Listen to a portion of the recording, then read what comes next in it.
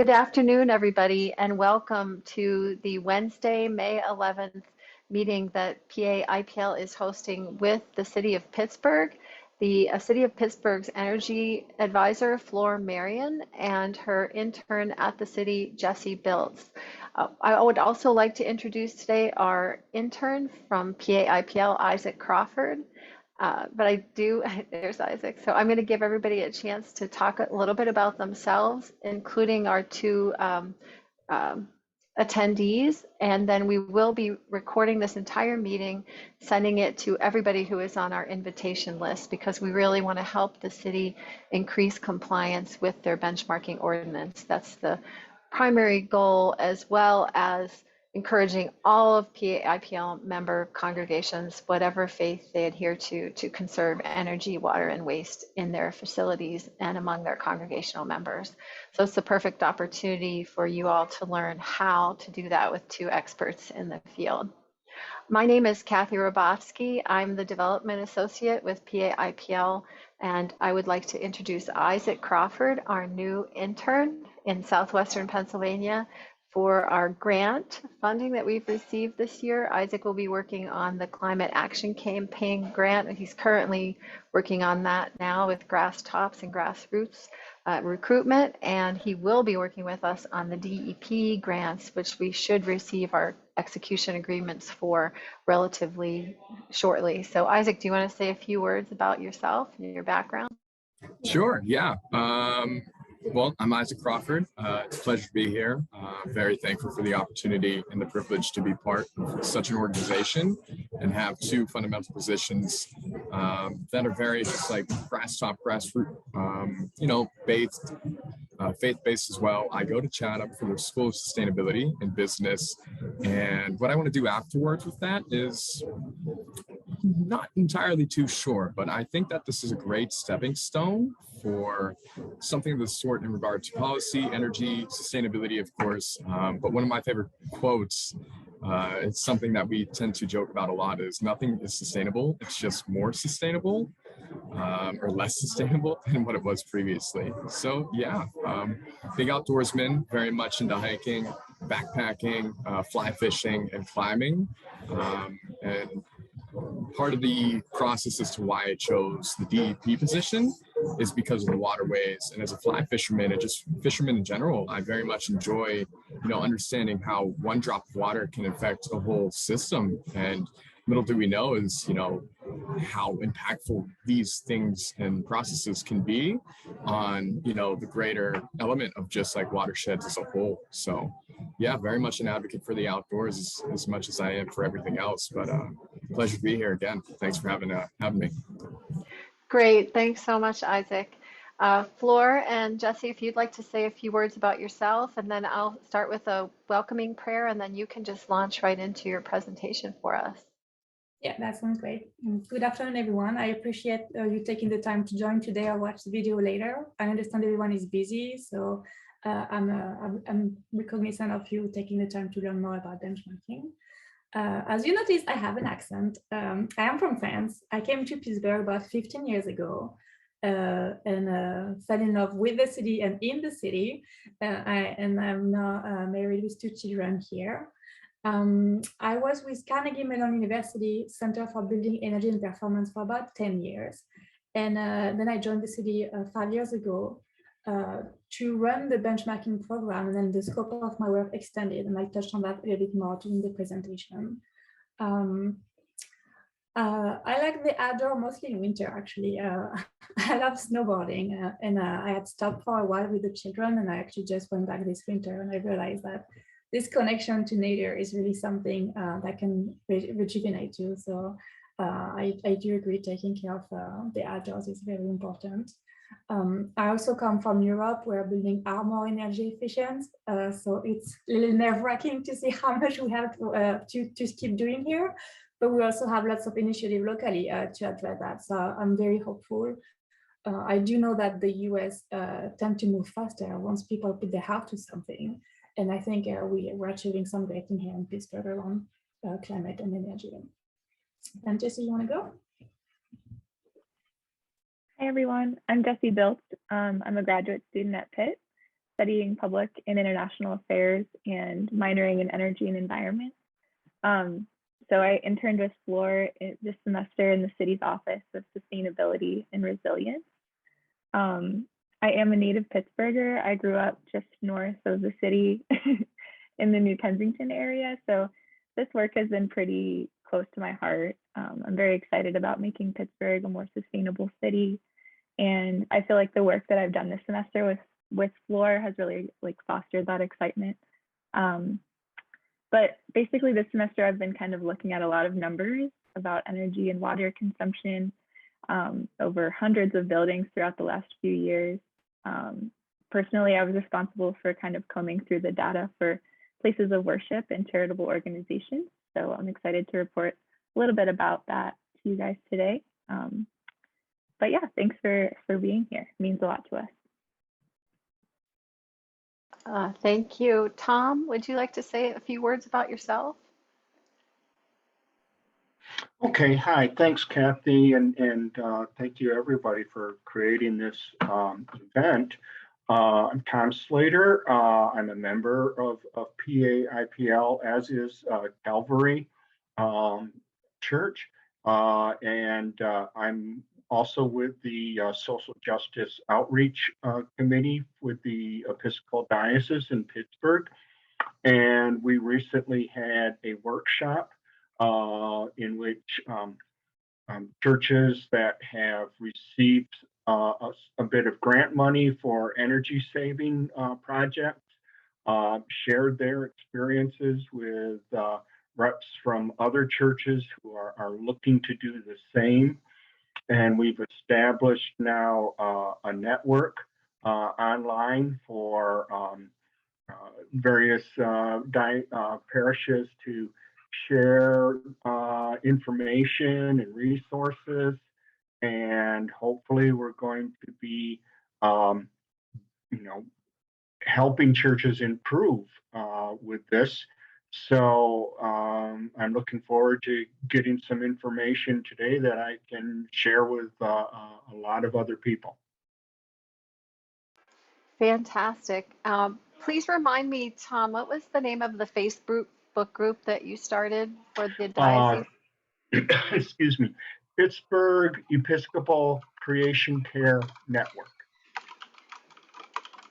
I'm typing that in the chat right now, so we can all maybe attempt to join that.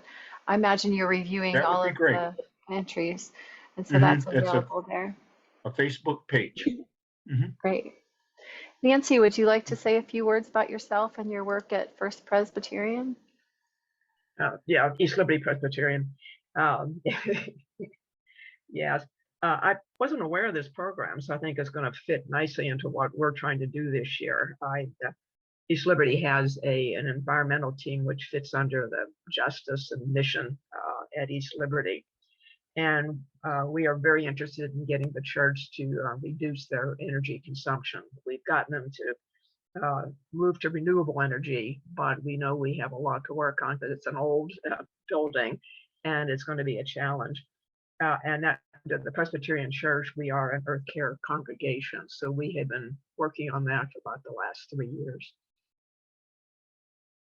I know you've been really active in East Liberty since the sort of the revitalization began with stormwater and energy. So thank you. And that's before my time. So I this kind of we revitalized the environmental team just in about the last 4 or 5 years. Great. Thank you. Thank you, Nancy. And Reverend Thomas has joined us. Reverend Thomas, would you like to say a few words about yourself and your work?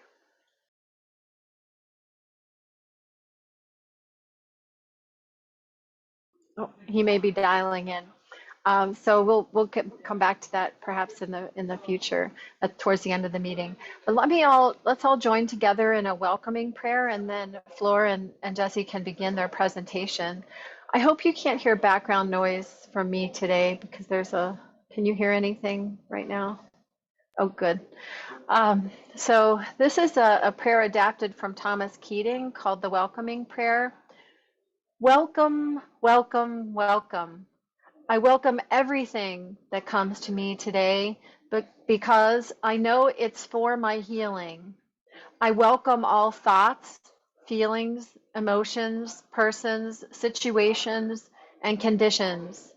I let go of my desire for power and control. I let go of my desire for affection, esteem, approval, and pleasure. I let go of my desire for survival and security.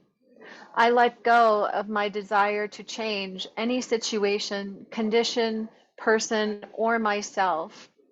I open to the presence of the universe and the universe within.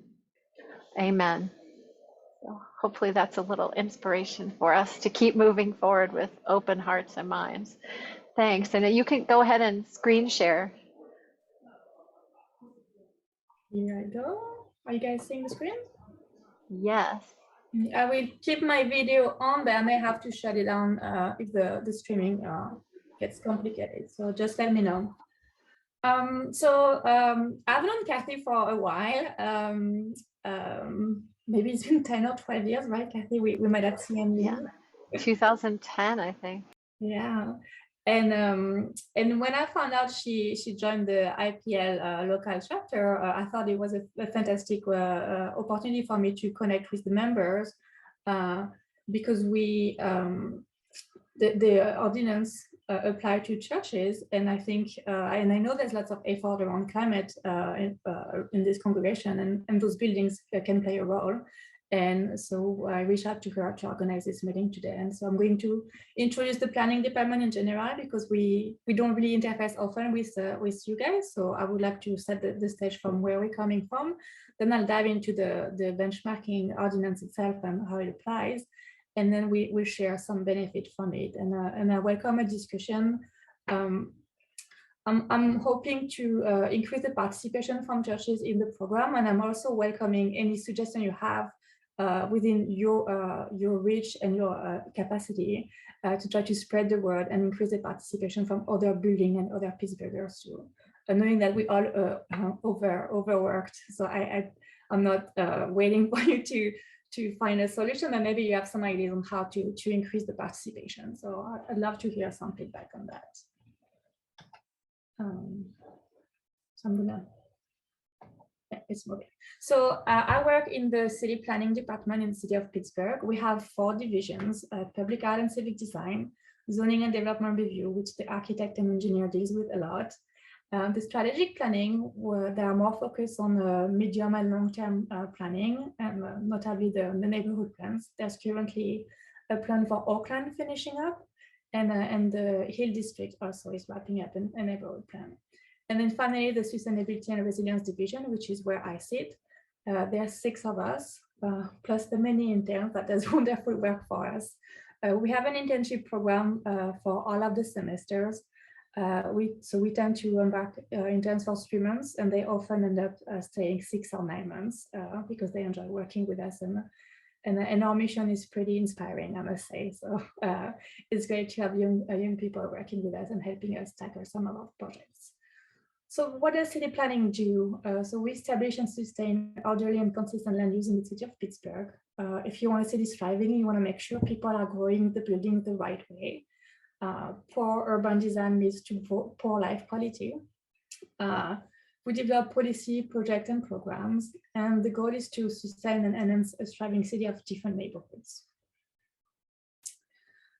We have citywide policy, we have district level planning, we create new regulations, and we implement projects. The division of sustainability and resilience itself focuses on implementing the climate action goal. We're on the 3rd climate action. Was developed maybe already 5 years ago with a huge stakeholder involvement. And it's a very long document, but I think we can focus on the 6 goals for today. We have internal operation goals and we have citywide goals.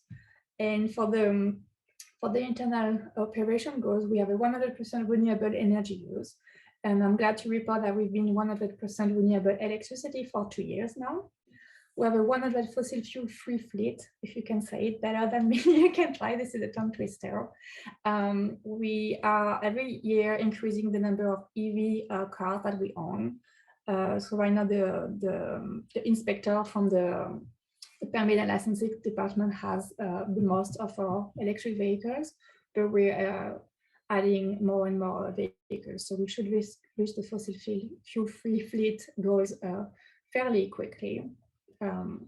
And we also divested from fossil fuels. So we have a pension fund, and the last year we moved the investment out of the company linked to guns and fossil fuel.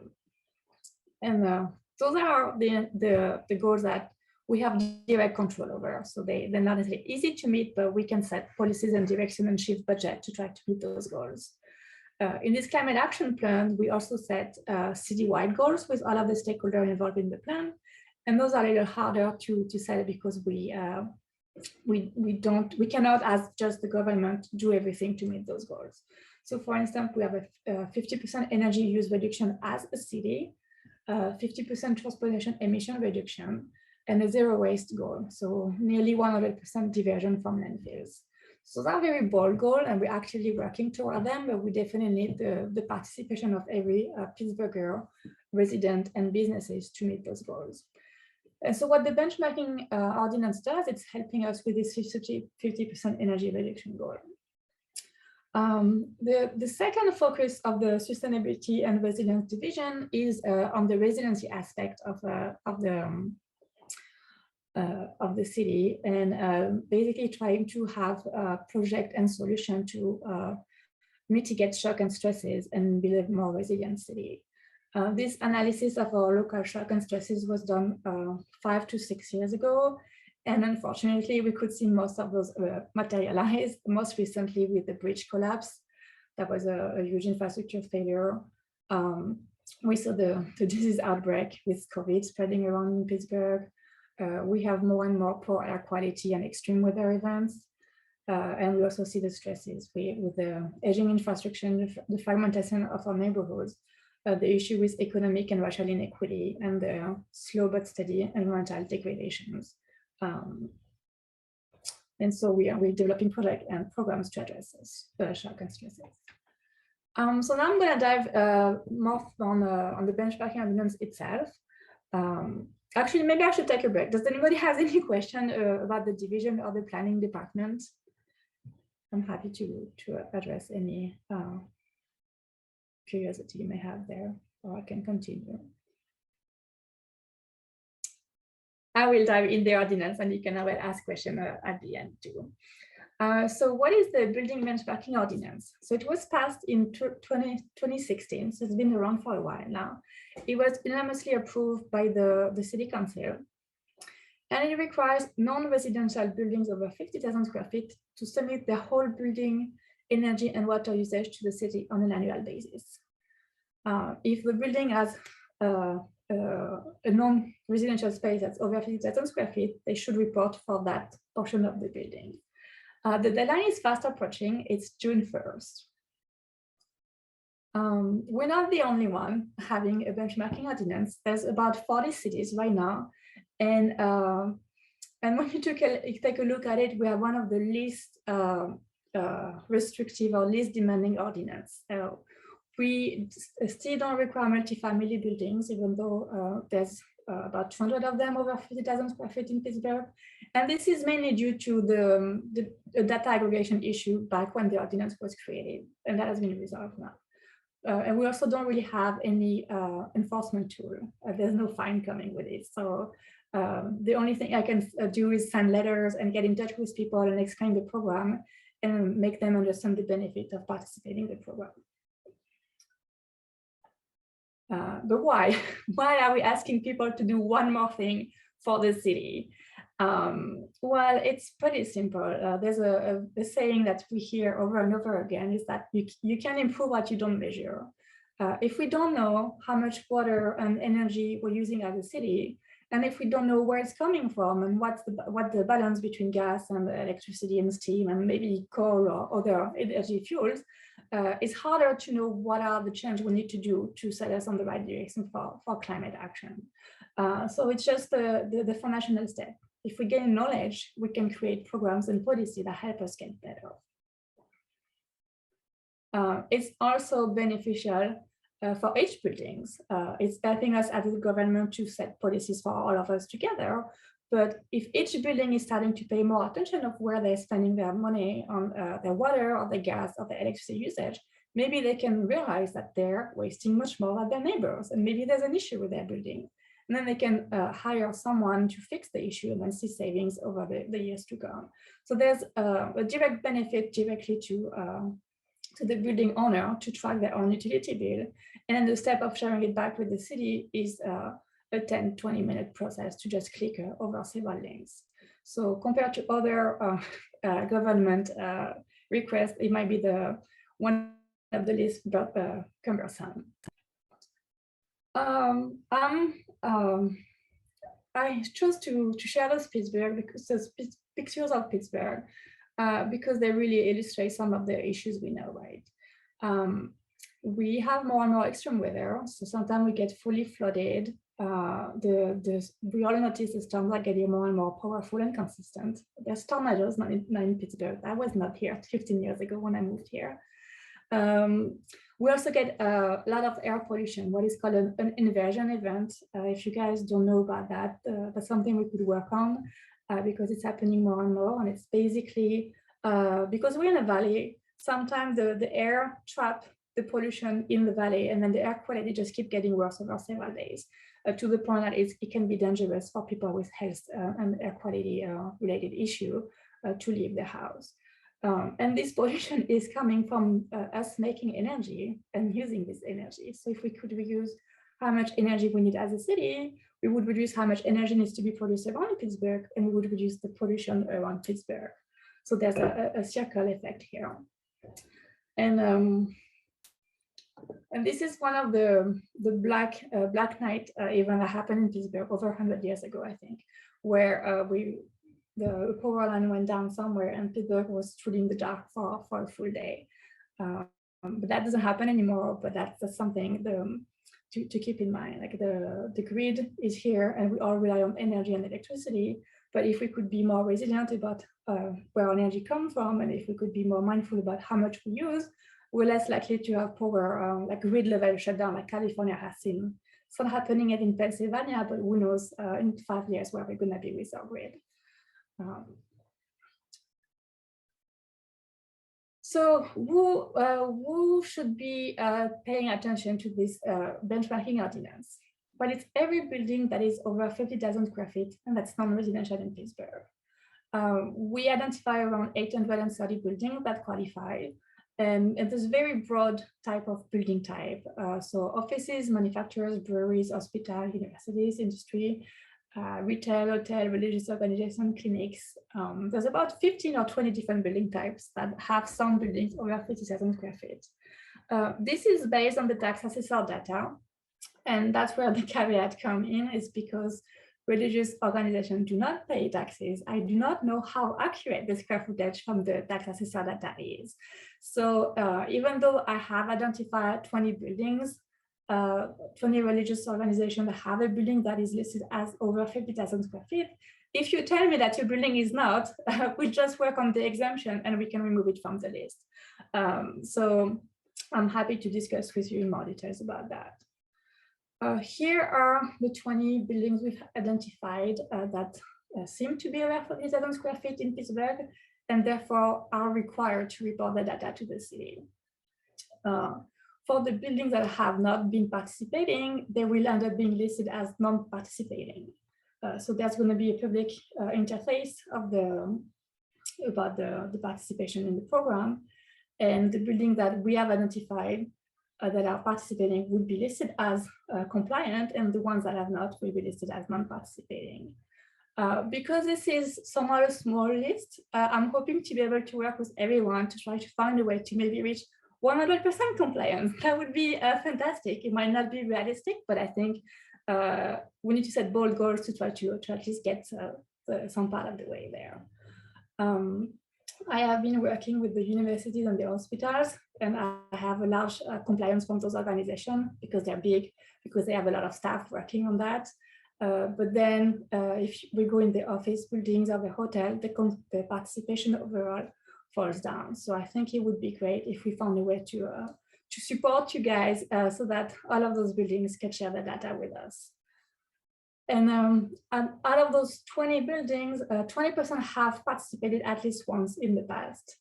One of the thing I realized in the benchmarking program is that even if it's annual, I have not communicated clearly enough that it needs to be done every year. So I have several of those buildings that have shared their information at one point in time, or maybe twice, but I think only one building has actually participated every single year. So I want to emphasize that every year in June, you need to go on the website, click on the link so the data comes to me.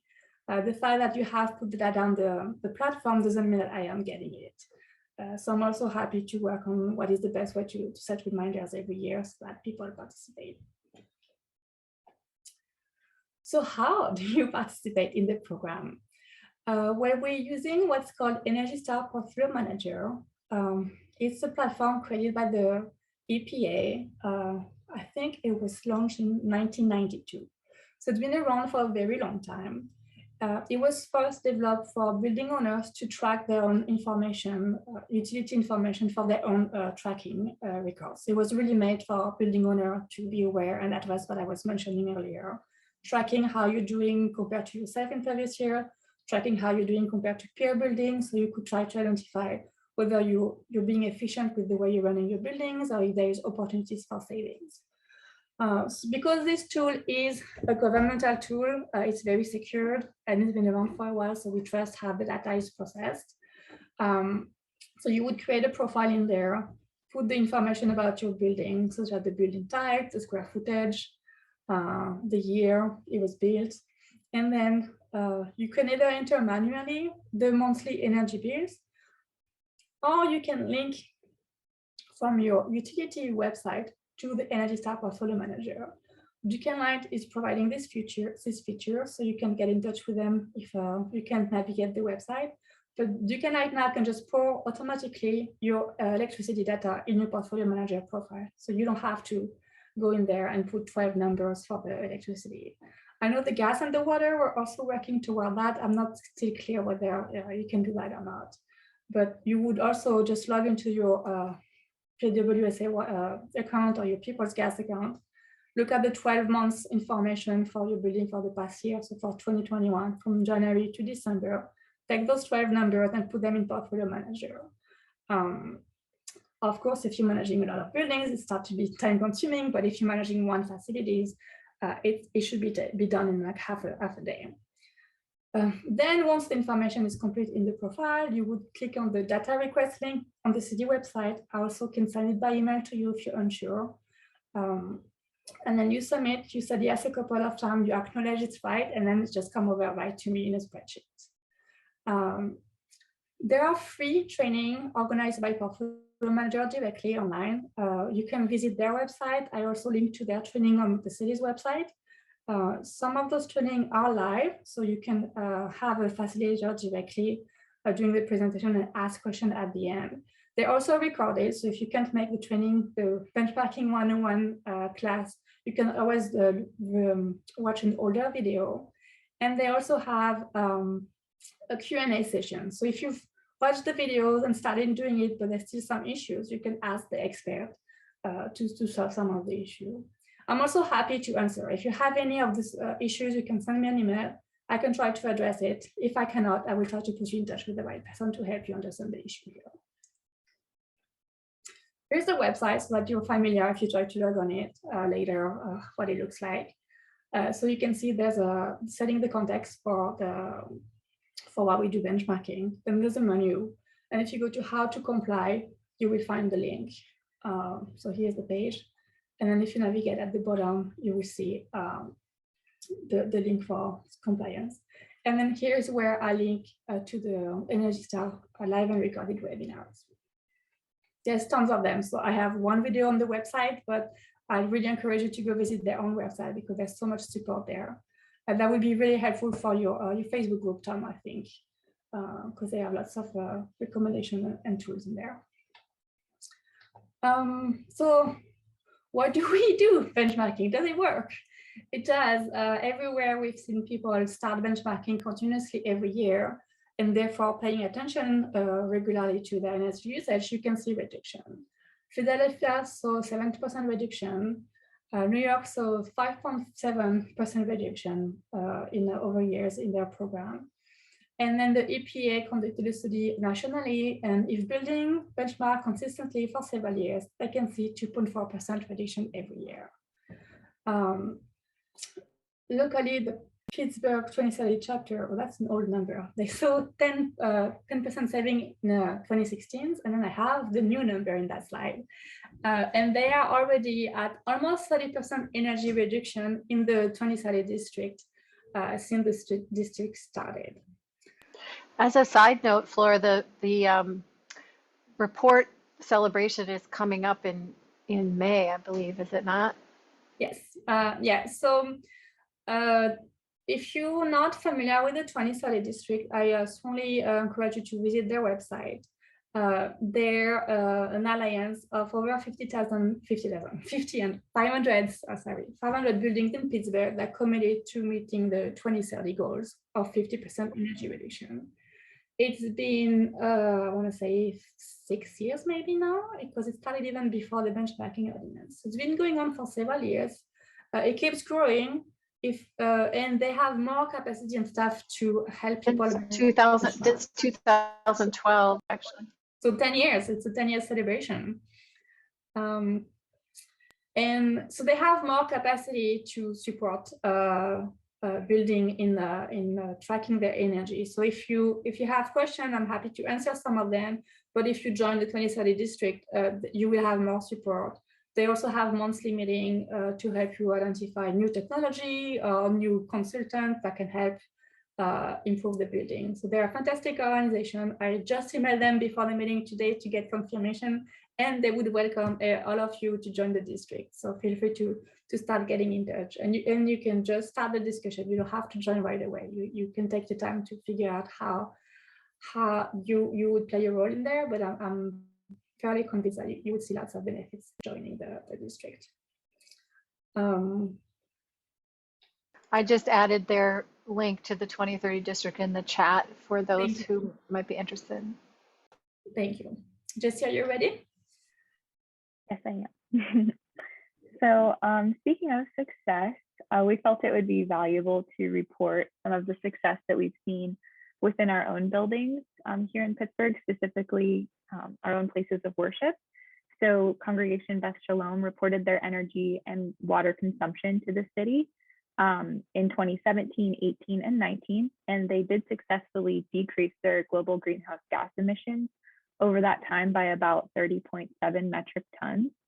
And I did some calculating, and that number could be estimated as the equivalent of diverting 10.4 tons of waste from a landfill. So very impressive. Next slide, please. I'm trying to move it. Every time I stop, it just takes a minute to realize I want to move the slides again. That's okay. There we go. That's an impressive performance on their part. It is, right? Yeah, just from one building too. So we thought that was really amazing. We also really wanted to recognize East Liberty Presbyterian Church's Building Our Future project. I believe they started benchmarking with the city in 2017, and then we found in 2018, they were working with the Landau Building Company and the Aros Group to make mechanical and electrical updates to the building. And these updates were intended to lower energy usage and increase indoor air quality. So we also found that the project was recognized by the World Green Building Council, which, if you don't know, it's a library of the world's just most cutting edge sustainable buildings. So in fact, only about 85 buildings in the United States are recognized by this council. So we thought this was a pretty big deal. And I know there are some people here from East Liberty Presbyterian Church, so you're more than welcome to comment on this as well. But we did want to shed some light on this project. Nancy, do you have any comments on this work? No, I mean, this is all correct. And I need to, be involved, because we have a separate property committee, and they would probably, they're the ones that are, review bills and things of that sort, the utilities. So they're going to have to be involved in this then. But thank you. Yeah, congratulations. Okay, next slide. Awesome. We also wanted to highlight some success that we found within the interfaith power and light community, and did some research on Georgia. The Georgia IPL chapter reported that congregations that either implemented no-cost actions to conserving energy or implemented renewable energy projects saw a decrease of about or of between 15 to 25% on their energy bills. And that meant that there was nearly $1 million in savings for these congregations and approximately 8 million pounds of carbon prevented from entering the atmosphere as a result. So we thought that was pretty cool. We'd love to do this kind of research in Pittsburgh, but we thought it was a good example to give you guys. Yeah, that would be fabulous. I just put another link in the chat. It's from the IPL, which is our Interfaith Power and Light National team. They actually implemented the Cool Congregations program about maybe 15 years ago. And every year I look through the success stories to find one from Western Pennsylvania, and I haven't seen one for a while. So I think that's a great suggestion, Jessie, if we can focus on our region and really get some recognition for our congregations and the hard work they're doing here. Because if folks like East Liberty and Rodef Shalom, or sorry, was it Rodef Shalom? Or no, it was Beth Shalom on Shady. If they're doing this work, they can easily fit right into the Cool Congregations program and bring some focus on themselves. I think it's a great opportunity for all of us. Yes. But yeah, I kind of just wanted to close with something that Energy Star has listed on their website, and it's basically a complimentary list of the value that energy consumption awareness adds to stewardship. So I could just read the list here. It reduces pollution that harms human life, conserves resources for future generations, provides a safer and cleaner worship space, increases asset value of the building itself, and can also extend the lifespan of the equipment and the facility overall. And then also serves as a model for congregation members that eventually trickles down into local communities.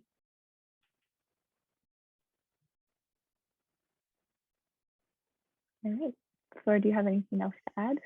No, that's it. I wholeheartedly agree that if you go, could you go back to your last slide, Flore, where it talks about the benefits really succinctly in the order? Yeah, I'm trying to get back. Are you seeing it? Yeah, I see. That's perfect. Perfect. Yeah. So this might answer some of our questions when we might ask, how would our organization benefit? Because we have a creation care mission as part of all of our faith-based efforts. And not only will our congregations benefit economically, which might allow us to divert those monies parts of our mission and prolong the life of our facility and our equipment, for example, we're just really going to make an enormous impact on pollution, particularly in our region, as Flore demonstrated in her photos. So on those inversion days where the air in the Strip District and the downtown region is just practically like pea soup, we can help to make a difference and make our air quality cleaner, not only in our region, but then inside our buildings. Because unfortunately, for most of our particularly historic buildings, they're pretty much like screen porches. So there's so much air infiltration in old church facilities. And then it probably got worse in the 70s and 50s, 60s, 70s, 80s when wood frame and veneer construction was used instead of solid masonry. All of these buildings, when you're inside them, you're pretty much breathing the outside air. There's very little it's just the building walls and roof and floors that are filtering the air for you. So we're not only improving the regional air quality, but we're improving the air quality inside our buildings. So there's so many ways that we'll benefit. And then we're doing what our creator calls us to do, which is to preserve the environment, human beings and other species on the planet now and long into the future.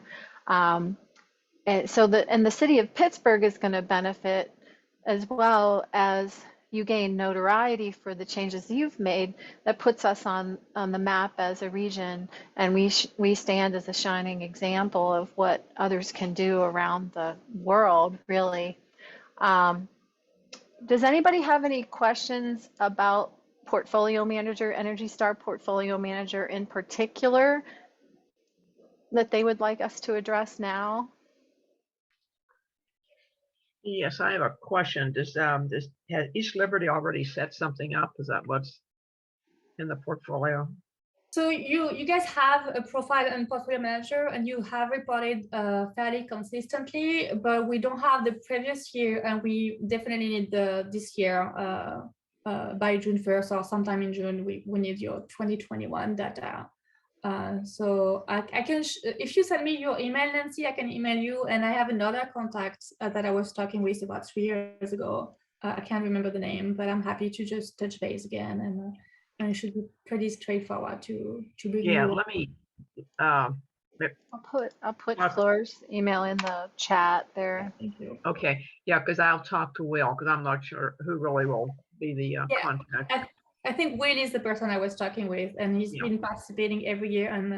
And during COVID, I slowed down the outreach because I felt a bit uncomfortable asking buildings that are empty to report their energy to me, and when people were dealing with so much more issues around air quality. So I didn't do a hard push last year. I think several people just were too busy doing something else. Yeah. So I have the link for the past year, so they could just give me the data twice, like propose here, and they can be 100% compliant. Okay.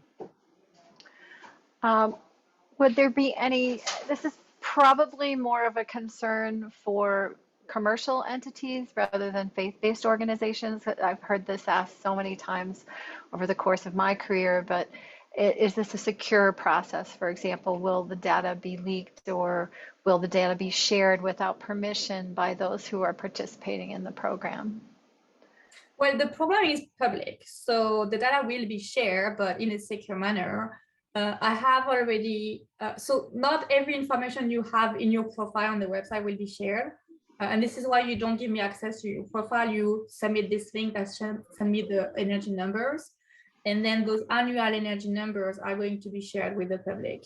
The goal is to create awareness so that people know which buildings are doing a lot of effort, which buildings are maybe poorly performing, but improving every year, or which buildings just don't care and keep seeing increase. Or maybe it also helps put a narrative out there, like, yes, this building increased, but here is the story. Like it's creating information so people can start talking about energy and climate and become more fully aware of where they live and where they go. So the governmental portal is secure. I get a spreadsheet, an Excel spreadsheet from that website where I get this information. That's also stored in a city database that is also very secure. Yeah. I know it was a bigger concern, but when, oh, sorry, well, I'll let Tom go first. Why don't you go? I was just wondering if Trinity Cathedral had established an account and worked on their compliance, and if there was some way that we could use their experiences and or their reports or talk with someone there to help us. So I don't think Trinity shared the data with us. That doesn't mean they don't have an account. If they are tracking their energy, they probably are using that platform, but not sending the data back to the city. So if you think they're open to that, and someone wants to put me in touch with them, I'm happy to start a discussion with them. Okay, so you don't know who it would be there who's in control of that or in charge of that? No, I don't have it yet. Contact Okay. them. If it does. When Flore and Jessie and I began planning this meeting, they shared the list of organizations that were over 50,000 square feet with me, and I did a little research on who the contact people were there. So I'd be happy to share that with you, Tom. I don't think I should probably share that publicly, but Okay. I'd be happy to share that because you're in the diocese with them. And did they come to Mhm. your meeting about the Pittsburgh? No. So, Okay. so Yes. yeah, I'd appreciate that. You have my email, right? Yep. Mhm. Mhm. Great, thanks. Yeah, we would love to get them on board because they're one of our larger congregations. But I just want to reiterate that any congregation can participate. So particularly across the diocese or across any organization, a group of friends meetings, the group of the presbytery or I emailed the presbytery too as part of this. I didn't get a response from them. But any congregation can participate. Those over 50,000 square feet and over are actually required to. So the city's been very kind. They've really been developing the benchmarking ordinance since around 2014. And it was carefully deliberated and run through legal and legislative channels before it became policy and was turned into an actual ordinance. So they decided at one point they were talking about fines and fees for those who did not participate, and that was eliminated because it would be difficult to enforce, and they didn't think it was particularly useful or kind. So right now we're still using kind of the carrot approach as opposed to the stick approach. But someday, that might change as we can see as our climate changes more drastically, as we're faced with more and more crises or shocks, we may have to, we see them going down that road.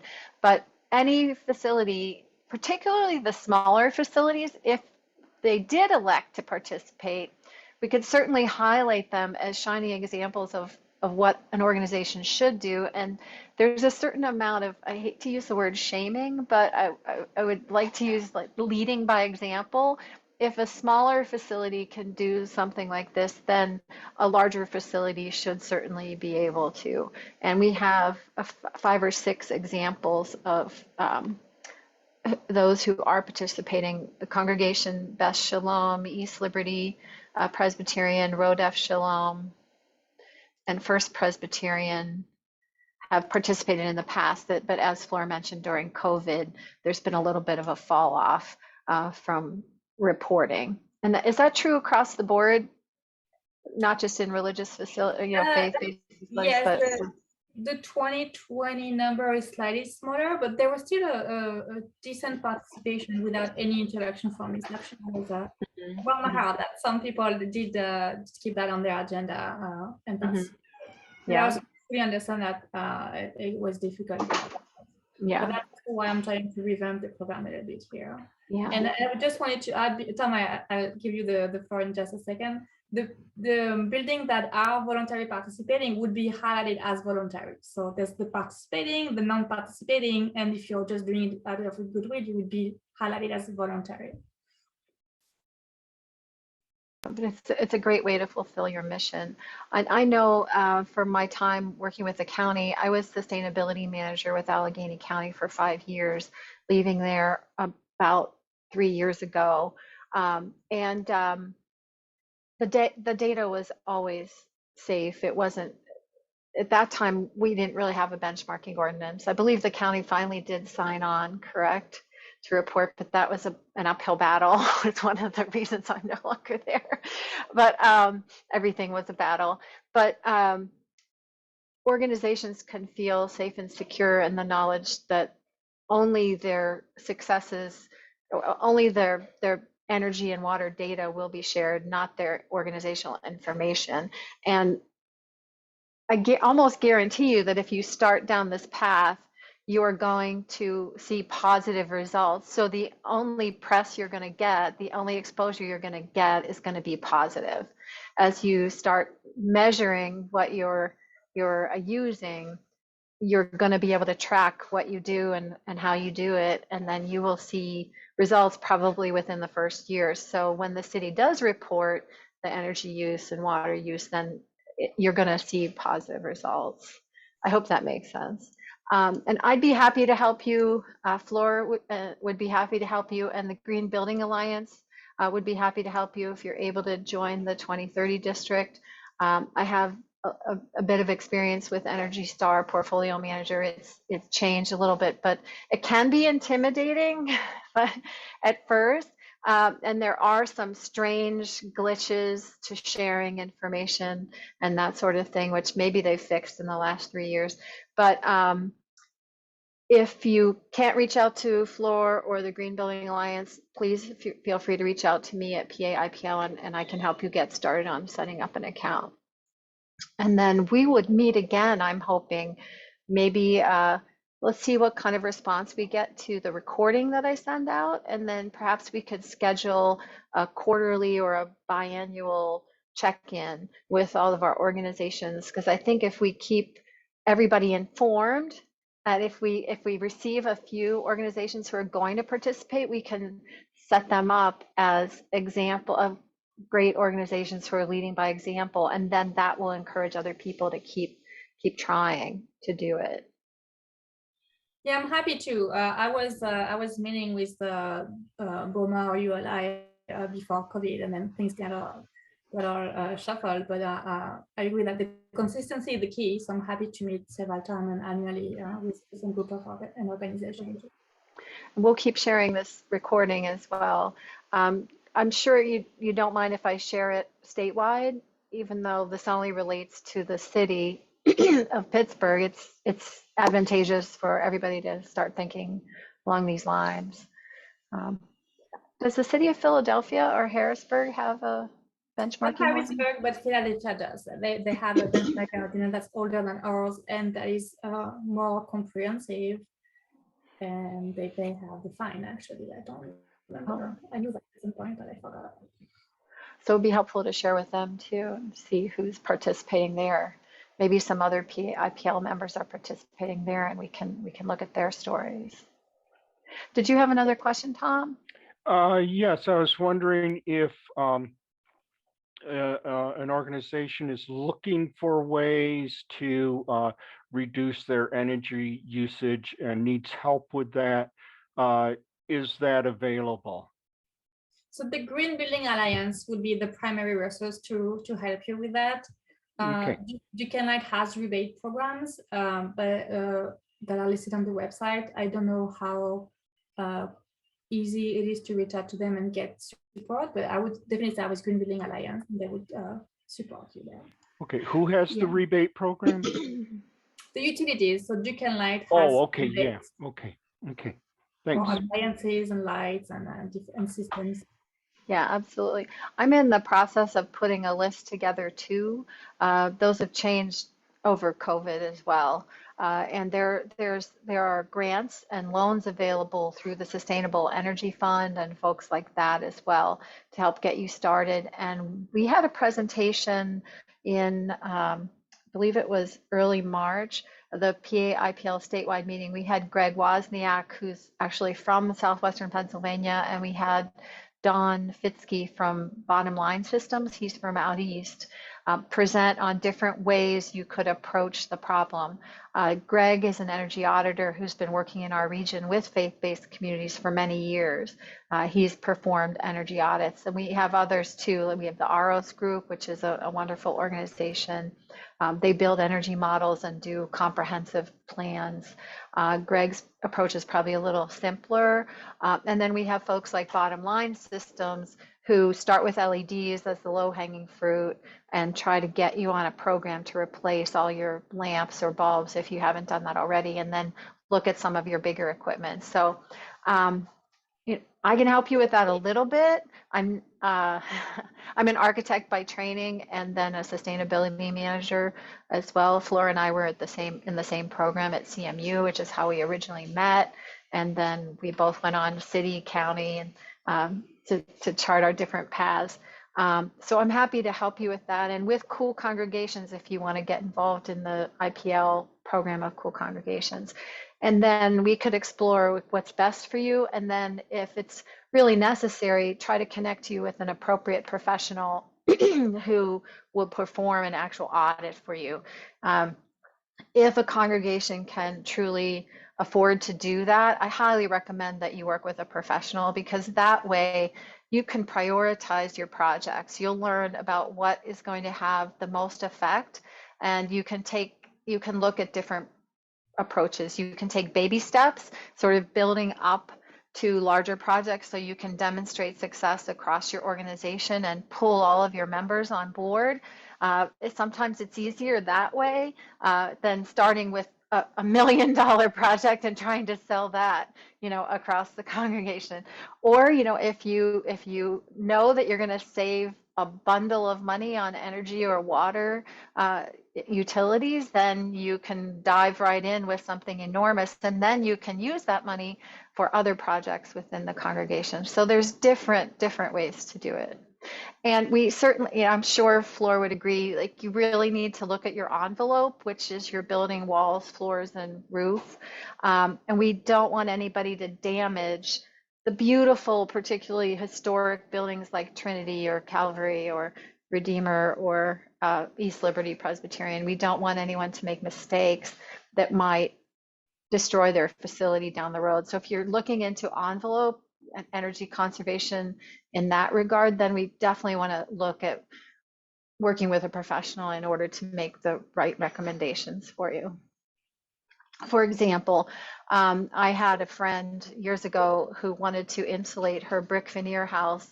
An insulation contractor had recommended that she spray foam in between the brick and the wood framing, it essentially filling the airspace or the cavity, and that is a really, really bad idea.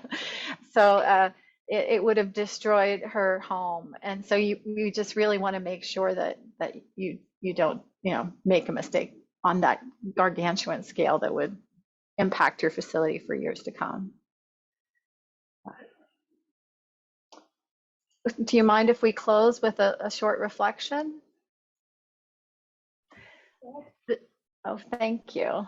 This is from Dalai Lama. He actually has a website, dalailama.com, and it's from a piece he wrote called Compassion and the Individual. And he writes, "From my own limited experience, I have found that the greatest degree of inner tranquility comes from the development of love and compassion. The more we care for the happiness of others, the greater our own sense of well-being becomes. Cultivating a close, warm-hearted feeling for others automatically puts the mind at ease. This helps remove whatever fears or insecurities we may have and gives us the strength to cope with any obstacles we encounter. It is the ultimate source of success in life. As long as we live in this world, we are bound to encounter problems. If, at such times, we lose hope and become discouraged, we diminish our ability to face difficulties. If, on the other hand, we remember that it is not just ourselves, but everyone who has to undergo suffering, this more realistic perspective will increase our determination and capacity to overcome troubles. Indeed, with this attitude, each new obstacle can be seen as yet another valuable opportunity to improve our mind. Thus, we can strive gradually to become more compassionate. That is, we can develop both genuine sympathy for others' suffering and the will to help remove their pain. As a result, our own serenity and inner strength will increase." Thank you. And hopefully we can carry that message through into our energy and water conservation and creation care work. So we're helping Thank you, ourselves. everyone. Thank you. Okay. You're so welcome. Thanks for attending.